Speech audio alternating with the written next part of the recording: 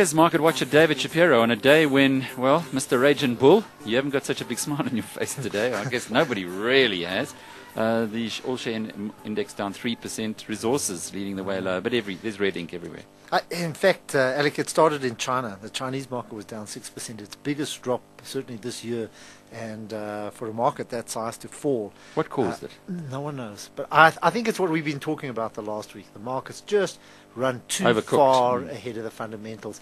And traders will find an excuse to sell. You know, they sell first, find an excuse later. So, yeah, we can, you can pick up reasons. You can say it was the U.S. retail numbers or the U.S. confidence numbers. But I think there's a concern about the global economy and how far markets have run ahead. So I think we're in for a little bit of a correction. I still think that it will find maybe a support at a higher level than some of the bears are forecasting. But when that happens, people run to the dollar, they run to the safe haven of the dollar.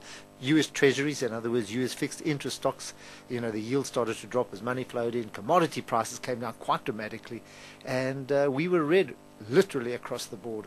And there was very little else to talk about other than the sheer weight of some of the losses. Is it coming from abroad, the selling?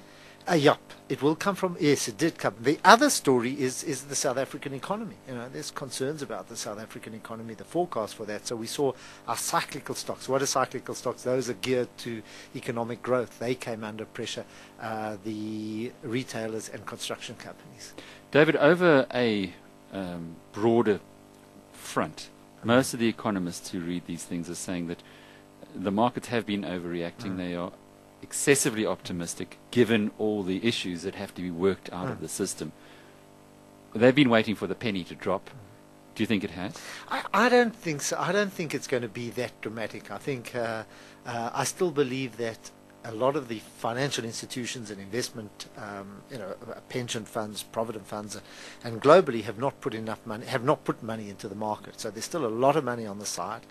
And when interest rates start to fall or remain low, I think any sign that there is recovery, I think will bring them back in. So this has been more triggered or fueled by traders getting out the market. So some big losses today, though, Dave. We spoke last week about the problems that the iron ore producers might have in China with the development of that Rio Tinto story there. Be careful of Kumba. No, that's a dividend. Is that a dividend? Ex-dividend is 700 rand. Was it the same with Anglo Platinum? But no, Plats have run ahead of themselves.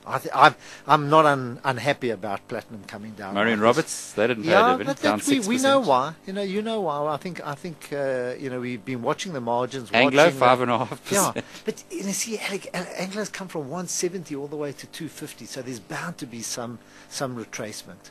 And I think we were all getting, anybody, even the bulls were getting a little cautious at these levels. You just didn't have the incentive to go.